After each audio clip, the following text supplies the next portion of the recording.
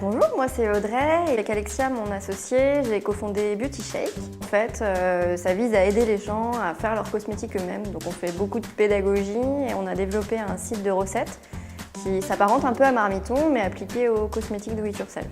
Donc le but c'est que la communauté s'échange des recettes, ça peut être des recettes de lessive, de savon, de gel douche, shampoing solide, crème hydratante, un peu de tout quoi.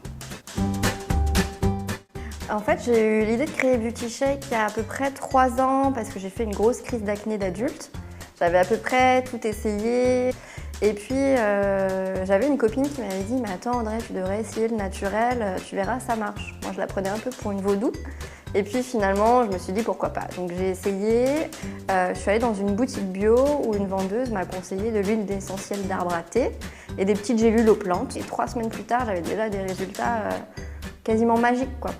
Donc je me suis dit, tiens, je vais approfondir ces solutions un peu naturelles. Et en fait, c'est en cherchant des recettes sur Internet que j'ai trouvé ça un peu compliqué, parce que je connaissais aucun des ingrédients, je ne savais pas du tout ce qui était adapté à ma peau, que je me suis dit, non mais ce serait quand même beaucoup plus simple si toutes les recettes de cosmétiques maison étaient sur un même site. Et de là est née l'idée de Beauty Shake. Il y a une recette que j'aime bien faire qui n'est pas farfelu pour moi mais qui peut sembler farfelu pour les gens qui ne font pas leur cosmétique maison. C'est quelque chose de tout simple et en plus c'est avec ce qu'on appelle la cosmétique du placard, donc quasiment tout le monde a ça chez soi. C'est tout simplement du yaourt, du miel et du citron. En fait, c'est un masque qu'on peut faire une fois par semaine et qui a tout plein de vertus.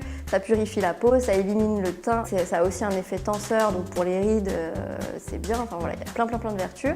Sauf que pour les gens, se mettre du yaourt sur le visage, c'est un peu bizarre.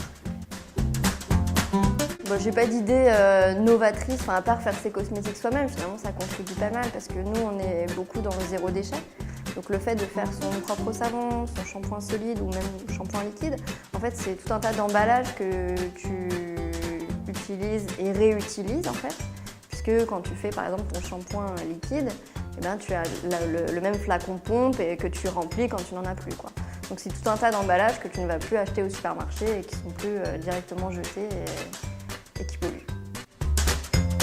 Mon astuce anti-gaspi, c'est plutôt avec les aliments qui seraient trop mûrs par exemple, on peut prendre de l'avocat, on peut prendre une banane trop mûre et c'est des ingrédients qui peuvent rentrer dans une recette de masque pour les cheveux par exemple parce que c'est très nourrissant. Je suis plutôt du genre à ramener ma fraise. Ça évite, ça donne la frite. Mon message à faire passer, je pense que c'est le même pour le côté anti-gaspi de l'alimentaire et le côté faire ses cosmétiques soi-même, c'est qu'on a souvent l'impression que c'est une montagne, qu'on ne va pas y arriver, qu'il y a tellement de choses à faire que finalement on s'en sent pas capable et du coup on commence jamais. Alors qu'en fait c'est tout simple, il y a tout un tas d'astuces par lesquelles on peut commencer, il faut juste s'y intéresser, faire le premier pas et après en règle générale les bonnes habitudes arrivent toutes seules quoi.